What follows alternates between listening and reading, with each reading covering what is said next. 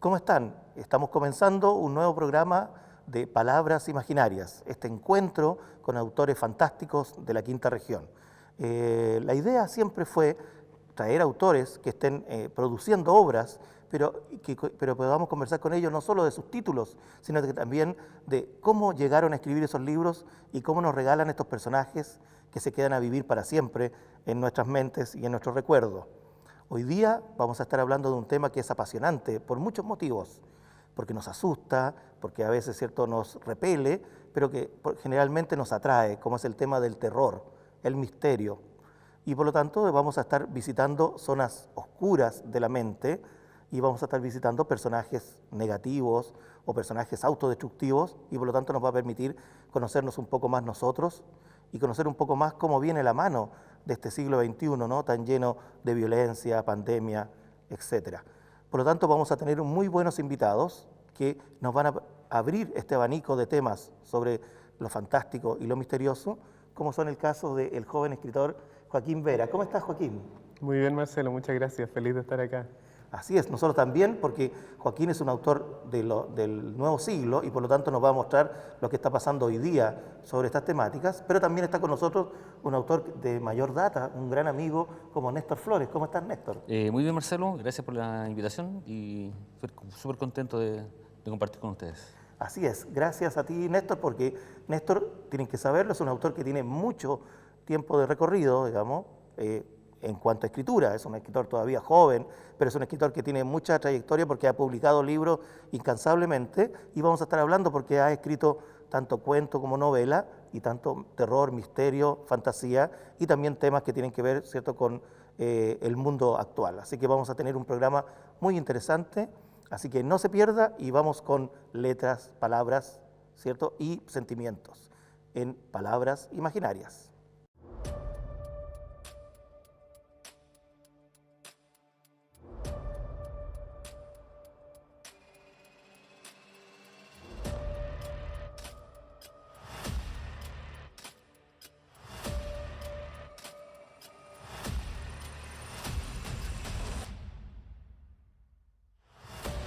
Estamos de vuelta ya en Palabras Imaginarias y vamos a conversar entonces con nuestros queridos invitados.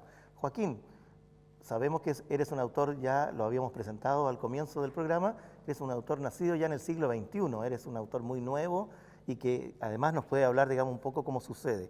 Tu obra ópera prima, digamos, ¿cierto?, Caída Silenciosa, es una novela muy interesante por muchos aspectos. Primero porque es una gran novela, no es un libro pequeño para un autor joven, y luego está escrita sobre muy pocos personajes, 2 o 3 personajes en los que nos vamos ahondando tanto en su psiquis como en sus aventuras.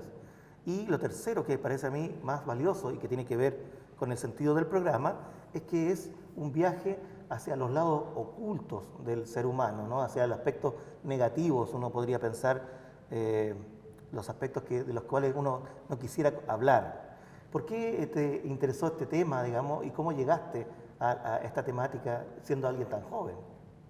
La verdad es que a mí, respecto de la literatura, siempre me llamó la atención, por lo menos sobre las cosas que yo leía, me llamó la atención que la literatura, la que yo leí al menos, siempre se plasmaba como un camino hacia la felicidad, hacia la esperanza. Siempre, claro, los personajes tenían que pasar por una serie de obstáculos y claro, eso a veces les causaba gran pesar, gran dolor, incluso llegando incluso a veces a que causaba gran muerte, gran pérdida.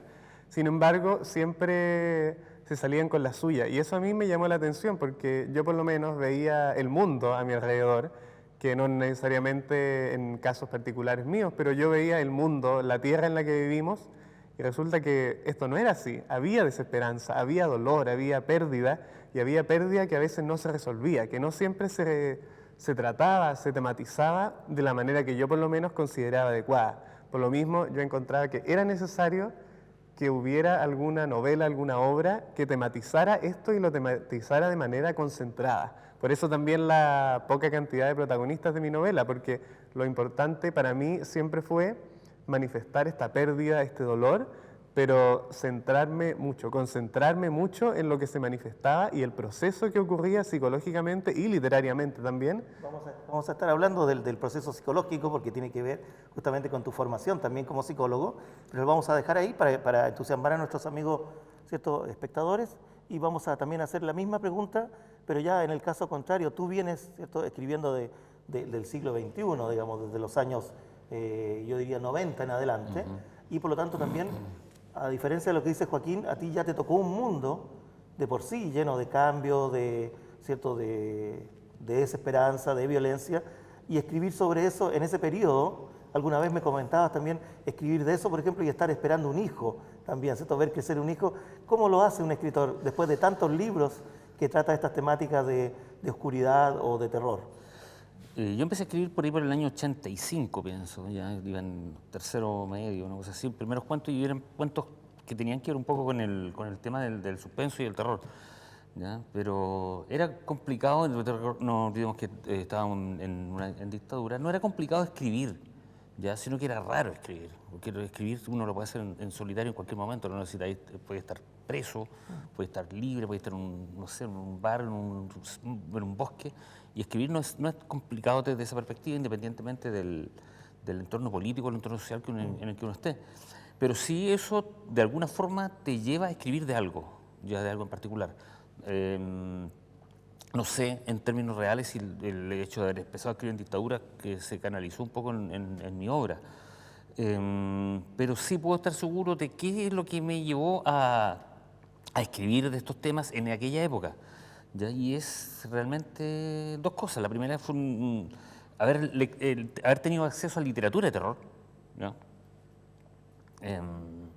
Siendo adolescente, en un mundo en el que las comunicaciones no eran las mismas de ahora. O sea, tú ahora en este momento tú pones Edgar Allan Poe en internet y tenés 5 millones de páginas donde podés leer a Poe. En ese tiempo no, ese tiempo era distinto. O sea, gracias a mi papá, que es un empedernido lector, yo tuve acceso a Lovecraft, a Poe y a Stephen King, que era como tener acceso a, no sé, pues, como lo más popular del momento en términos de literatura de terror. Eso por una parte me llevó a escribir de terror. Y lo segundo es que lo que leía, de alguna forma, me daban mucho deseo de cambiar los finales. Entonces, al leer una novela de Stephen King o al leer un cuento de Stephen King o de Poe o de Lovecraft, veía que me transformaba sin desearlo y sin quererlo, de una manera súper espontánea, en una especie de editor de ello, ¿ya? Entonces quería cambiar los finales y eso me llevó de alguna forma a escribir mi propia historia con mis propios finales, de acuerdo a lo que me interesaba. Sí, se ha dicho ahí que muchos autores parten queriendo leer, ¿cierto?, algo que no está en los libros y por eso terminan escribiéndolo ellos. Claro, porque en definitiva terminamos escribiendo las historias que nos habría gustado leer. Así es, muy bien. Y tomando de la misma pregunta que nos guiaba Néstor, Joaquín, ¿cómo fue la partida? ¿Cómo lo hace alguien que partió, digamos, al final del siglo XX, con el Internet ya funcionando, ¿cierto?, con el impacto de lo global en todo, con todo el mundo, con un celular? ¿Cómo se forma un escritor? ¿También lo hace buscando libros en biblioteca o lo hace ya sea con series de televisión? ¿Cómo fue tu formación? Debo reconocer que mi formación como escritor yo creo que emerge tanto de la literatura como del cine, porque recuerdo que cuando empecé no era tanto de internet o de buscar cosas en internet, pero sí recuerdo claro el ejemplo de Harry Potter, por ejemplo, que es un clásico, según yo, para la gente que empieza a escribir tempranamente, y recuerdo haber leído los libros en la misma época en la que iba viendo las películas. De manera que ahí, si bien tal vez la estimulación a mi imaginación no era la que uno podría haber esperado, recuerdo haber hecho el contraste entre lo que yo pensaba de lo que estaba leyendo y lo que estaba viendo, y recuerdo que me fascinaba, me encantaba y me pasaba lo mismo que hablaba Néstor, que yo veía cómo esto se complementaba, pero a medida que iba leyendo o había, por ejemplo, partes en la película que no pasaban en el libro, que yo pensaba, esto escrito hubiera quedado espectacular. Y sentía también esta sensación de que ganas de haberlo escrito yo, que ganas de poder escribirlo, que me dijeran, escribe el libro de Harry Potter, pero de la película, no solamente del libro. Recuerdo que eso me pasó con muchos libros que yo leí, cuya película estaba saliendo también al mismo tiempo. Y ahí, eso combinado con el fenómeno que te relataba antes, de que yo tenía ganas de escribir sobre la pérdida, de profundizar en el dolor, eso yo creo que es lo que me combinó los ingredientes necesarios para que yo pudiera emerger como alguien que quería ser escritor o quería escribir. Muy bien, Joaquín, gracias. En eso, por ejemplo, Néstor y Joaquín, una pregunta para ambos. Hoy día, por ejemplo, uno ve en la televisión y uno lo puede ver no solamente en Netflix, sino que en general, incluso en el cine más blockbuster, lo fantástico llegó para quedarse, ¿no? Tenemos superhéroes que están armando universos completos, tenemos ciertas sagas interminables, otras que acaban de comenzar. Y la gente ya cada vez tiene menos reparo, ¿no? Ya no es este nicho pequeñito de algunas personas que nos gustaba en los años 80 una serie, digamos, ¿cierto? O leíamos algún cómic y si éramos un poco más adultos ya éramos mirados un poco con sospecha, ¿no? Porque les siguen gustando los monitos. Pero hoy día ya eso no, la gente colecciona, gasta mucho dinero, incluso en merchandising. En el caso, por ejemplo, actual, ¿tú piensas, por ejemplo, que lo que se está viendo hoy día en televisión, en cine, ya se acerca a lo que tú soñabas cuando tú partiste escribiendo en este mundo del terror, de lo oscuro? De alguna forma sí, pero uno como autor a lo mejor va evolucionando y va dando paso adelante o paso para el lado en términos de los géneros que va escribiendo. Ya me pasa mucho voy a establecer un paralelo para no vincularlo ni con la literatura ni con el cine, pero mi hijo de 10 años es fanático de Iron Maiden, ¿ya? Y se compró un CD doble de Iron Maiden hace poco, hace 3 o 4 días, y el CD venía con stickers de Iron Maiden. Entonces, creo que el terror, particularmente el terror, en estos momentos, está viviendo un fenómeno similar, que a pesar de que es un nicho mucho más amplio, pero aún así está dirigido, un nicho de compradores, pero está dirigido a un público mucho más infantil en estos momentos. Sí, Ya es cuestión de ver, no sé, por los remakes que han hecho de películas de Stephen King, para nombrar al más popular. Sí. Para llegar a un público nuevo. Y te sale un payasito, ahora tienes el muñeco de a Chucky, si tú lo quieres comprar lo puedes tener acostado en tu cama. Entonces, creo que el público se popularizó mucho, algo que antes era un poquito más under. Así es, y ya los papás, ¿cierto? Que somos de esa generación, ya no nos asusta justamente que el niño juegue con Claro, un juguete peligroso. exactamente, ¿no? y los chicos tampoco se asustan, digamos, se ríen, incluso en muchos momentos se ríen de las películas y los toman como algo mucho más liviano de lo que quizás para nosotros fue en su momento, no sé, Sí, cuando éramos chicos. Yo me exacto. acuerdo de haber visto La danza de los vampiros, que fue una de las primeras películas de, entre comillas, terror, ya, de la película de Polanski. Sí, y yo la vi masiva, cuando digamos. tenía 7 años, me la tenía en blanco y negro. Entonces estaba aterrado, a pesar de que la veo ahora y me mato la risa. Es muy cómica, Claro. Así Entonces, es. Bueno, lo que nos pasaba, ¿cierto? La gente, justamente que éramos chicos en Sombras Tenebrosas, y hoy día Exacto. uno ve la actuación como desmedida, un poco que claro. tiende más hacia lo Y cómico, si ¿no? tú lo llevas más atrás, nuestros papás se aterraron con los pájaros. De Hitchcock. Claro, y se ven ahora, es como putas transparencias nomás que van pasando por la cámara. Exactamente. El efecto, digamos, ya no claro. es el mismo de antes. Y tomando eso mismo con relación a tu libro, digamos, En Caída Silenciosa, que tú ya lo habías anunciado, está el tema psicológico. Hoy día tú estudias psicología, ya estás, digamos, en 2.º año, y por lo tanto este interés que tenías por meterte en la cabeza de los personajes, no solamente en la acción, no solamente en los diálogos, sino que en la psiquis del personaje, ¿te llevó, por ejemplo, a estudiar? ¿Hay una relación entre eso o simplemente se ha dado en forma paralela de...? Yo debo reconocer que debe haber una relación, pero en el momento en que opté por estudiar psicología debe haber sido una relación que operaba en mi subconsciente, porque en el momento yo no le vi relación, solamente, de hecho lo veía como polos separados. Yo habiendo escrito Caída Silenciosa y yo queriendo estudiar psicología, no se me ocurrió en el momento vincularlos, y un poco ingenuamente, porque para cualquier persona que hubiera leído Caída Silenciosa en ese tiempo, yo creo que hubiera sido bastante obvio que había una relación. Pero yo creo que efectivamente, ahora en retrospectiva, sí estaba todo vinculado por este interés por poder diversificar psicológica, mentalmente, todos los fenómenos que vivimos y con los que trato también. El miedo también, que es uno Sí. que tematizo bien fuertemente. Sí, en el libro, por ejemplo, está muy fuerte, Joaquín, el tema de por ejemplo, casi ciertos temas como tabú, ¿no? Por ejemplo, los padres, ¿no? Que se supone que los hijos tienen que amar y cuidar a los padres, ¿cierto? Y por lo tanto, una de las cosas que uno más temería es que murieran los padres, pero en el libro esto se desarrolla de una manera absolutamente inesperada para lo que un lector, ¿cierto?, que no esté preparado sepa. Y ese es un gran tema. Y por otro lado, al mismo tiempo, este acercamiento que en la adolescencia tenemos con el mal, ¿no? El que de repente es agradable mentir, de repente es agradable tener una doble vida. No es algo que nos haga tanto sufrimiento, no es como cuando uno es chico que tiene todavía mucha culpa, ¿no? Hay mucho remordimiento, ¿no? Cuando uno le ha mentido a los papás o cuando ha hecho una maldad y no lo pillan, digamos. Pero después de la adolescencia comienza a ser como una especie de caminar con un pie en cada lado, ¿no? Ese tema de la adolescencia, ¿tú la sentías, la estabas viviendo mientras escribías el libro? Yo no sé si la sentía tal como yo la relato en el libro, si bien no creo que pueda yo personalmente encontrar un paralelismo exacto entre mis vivencias como adolescente y las que relato en el libro. Lo que sí es que yo siempre vivencié la adolescencia como un periodo exploratorio, un periodo en el que uno podía efectivamente, o se le tenía permitido dentro de la cultura también, explorar la mayor cantidad de posibilidades posibles.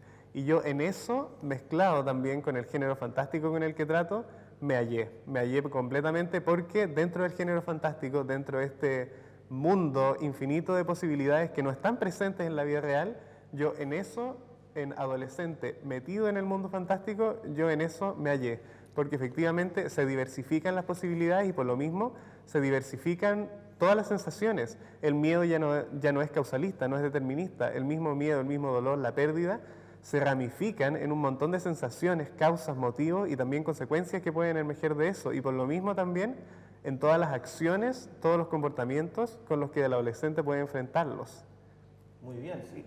Así que, y es verdad, todo eso lo podemos encontrar en el desarrollo, hay una profundización, como son muy pocos personajes, podemos ver en detalle, digamos, este viaje y estas vueltas, estos cambios, ¿no? Estos bucles que tiene el personaje, digamos, tanto psicológico como en su vitalidad. Así que es muy interesante, es un libro realmente que mucha gente lo ha recomendado y lo dice, digamos, que no lo pueden soltar, digamos, cuando a veces está como asustado, ¿no?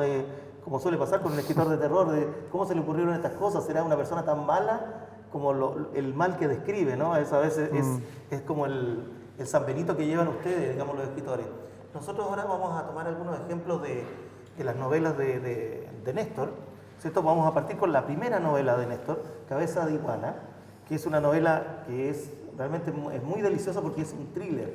Es una novela que en Chile no se practicaba mucho, ¿cierto? Y además es un thriller con personajes como caídos en desgracia, con antihéroes, ¿cierto? Porque nada les resulta. Quieren hacer un robo y el robo no resulta, y el robo se les escapa de las manos, y además todo sucede con un Valparaíso muy reconocible de trasfondo, que en alguna medida como que planteaste por lo menos dos de las características que acompañan siempre tu literatura.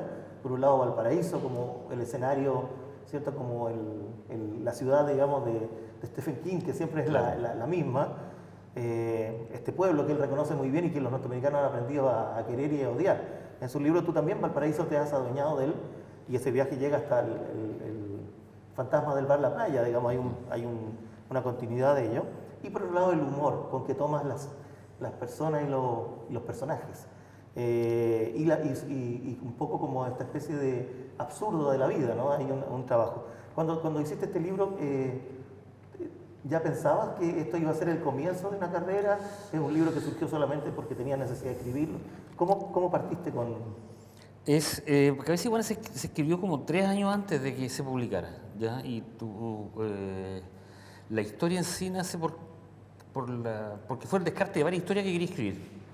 Ya fue la que más me interesó, fue la que más me apasionó en ese momento, fue la que más me motivó. Y fue una historia muy particular desde la perspectiva de que se escribió como 2, 3 años, 4 años antes de que Valparaíso fuera declarado Patrimonio de la Humanidad. Y yo parto de la base de que el libro se desarrolla cuando Valparaíso está cumpliendo su primer año como Patrimonio de la Humanidad. Y entonces fue un poquito anticipatoria en ese aspecto. Y como te digo, fue la historia que más me tentó en ese momento para ser la primera. Ya, y se publicó por un factor muy de suerte, de cierta perspectiva, ya, porque se abrió un concurso y era la novela que yo dije, esta no es la novela que podría participar en esa instancia. Y le fue bien, pues, se ganó el concurso y se publicó.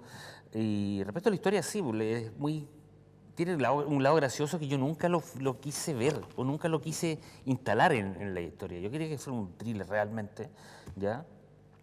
Pero cuando me dijeron, oye, me gustó mucho la historia y también la encontré graciosa, dije, pero ¿dónde está la parte graciosa de esto?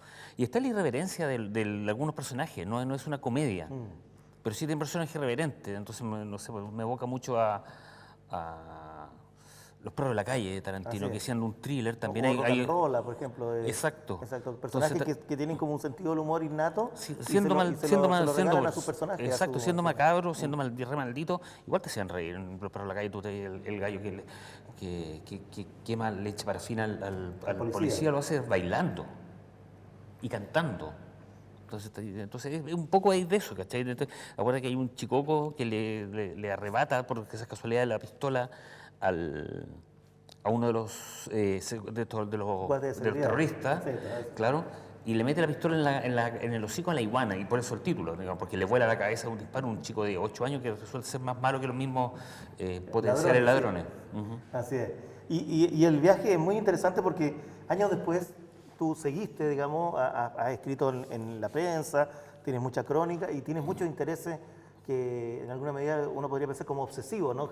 Gustos que tú has seguido, digamos, de saber, por ejemplo, sobre historias de cosas raras o personajes, digamos, no tan comunes, hasta llegar a dar con este libro, digamos, que es tu último trabajo, ¿cierto? Que estamos hablando de la misteriosa desaparición de Ted Robledo, que además es una novela realista, ¿cierto? Abre el arco, digamos, de la fantasía y del misterio, pero es justamente sobre un caso policial no resuelto, y un caso policial bastante oscuro, ¿no?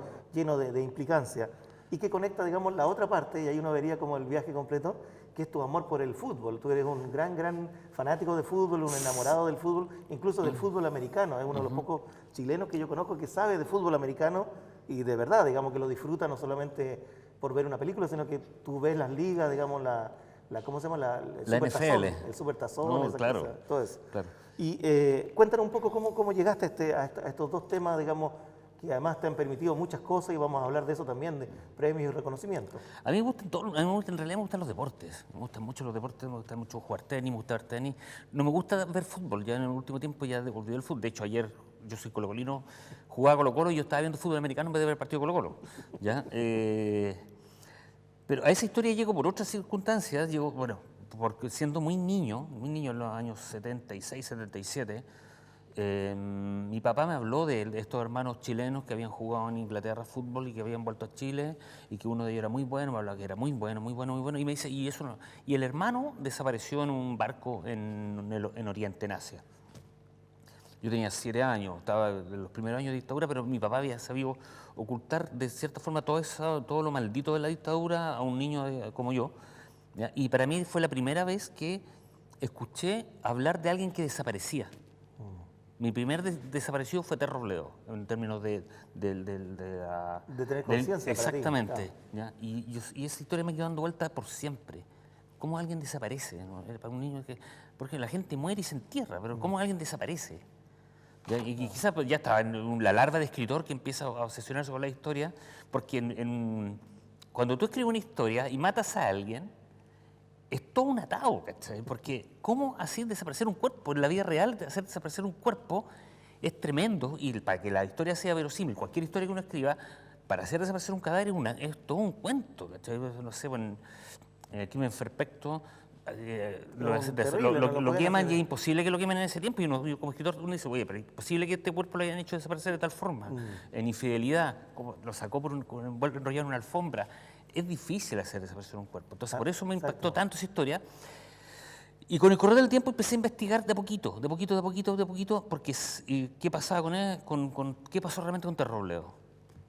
Hasta que llega el año 2007, imagínate, 20 años después, más, 30 años después. Y leo una crónica de que escribió Pancho Mate, un periodista de deportes, donde dice que Terro Robledo, cuenta la historia de Terro Robledo a su manera, que dice que era alcohólico, que era jugador, que la viuda había muerto, y a las 2 semanas después él se retracta de esta historia, porque la viuda, porque la viuda que había muerto, Claro, en realidad estaba viva. Claro. Y va y le deja una carta en su escritorio diciendo yo estoy viva y la historia de Robledo no es como usted la cuenta, pero no dice nada más que eso. Yo estoy viva y la historia de Robledo no dice cómo la cuenta. Y ahí empecé a estudiar la historia de Robledo, porque este gallo tiene muchas, en términos generales es muy apasionante. Él trabajó en la NASA, se dice que fue espía de la corona británica y muchas otras circunstancias que hacen de este gallo un ser muy carismático que desapareció en un barco en 1970. Como en Razón al Tiempo, siempre de la televisión. Lo último para motivar a la gente, porque es un libro muy entretenido y además que justamente desarrolla esta historia completa, ¿no? Podemos ver todos los aspectos hasta el día de hoy. Y esta acaba de recibir un premio, digamos, que me imagino te llena de orgullo. Sí, súper contento. Salió elegida la mejor novela de deportes del año 2021, que aún no termina, pero la elección se hizo ya hace... Exacto, y es una novela que justamente mezcla el crimen, el misterio con el mundo del deporte. Así que felicitaciones, Néstor, y por supuesto muy merecido a toda una vida, una labor. Finalmente, Joaquín, porque nos quedan los últimos minutos, ¿cómo va la escritura en tiempos de pandemia? ¿Has podido avanzar? ¿Cómo te sientes? ¿Cómo lo hace, digamos, un joven autor ahora con esto de, ¿cierto?, que no nos podemos reunir, que nos cuesta, digamos, vernos, que falta tiempo para hacer todo lo que hacen los escritores? La verdad es que yo creo que el cómo va la escritura en tiempos de pandemia es una pregunta muy personal, pero en mi caso ha estado complicada, sobre todo porque yo, como bien mencionaba, estoy estudiando online, así que eso implica una cantidad muy grande de horas y de tiempo al día en que estoy sentado al frente del computador, y que esa es la misma modalidad con la que yo escribo, a fin de cuentas, que sentado frente al computador, y por lo mismo, en los tiempos libres que encuentro entre medio de la universidad online, lo que yo trato de hacer es tratar de dejar de estar sentado un poco, tratar de moverme un poco más, de que me circule la sangre por el cuerpo. Así que eso también ha dificultado mucho los tiempos que yo tenía para escribir y también los tiempos que yo tenía para leer, porque yo también me cuesta leer parado, yo también leía sentado y todo. Pero se están me imagino, fraguando. ¿Hay alguna idea? ¿Podemos dejarle a los amigos que sí, digamos, de aquí al correr del próximo año vamos a tener nuevas obras de Joaquín? Sí, naturalmente, eso sin duda alguna. Ya, porque siempre el autor tiene ahí como un desván, una especie de baúl donde ideas antiguas, viejas, de repente una noticia o un hecho familiar gatillan, ¿cierto?, la continuación de la historia. Así que también, como ven ustedes, amigos, hemos estado conversando hoy día, ha pasado el tiempo volando, hablando, digamos, de misterio, de crímenes, y también, digamos, del interior de la mente humana, con dos amigos como son Joaquín Vera, ¿cierto?, y Néstor Flores, así que a quienes les agradezco su tiempo hoy día y su cariño, su confianza para hablar de estos temas, y por supuesto los dejamos invitados para que se encuentren en un nuevo programa tan interesante como este de Palabras Imaginarias.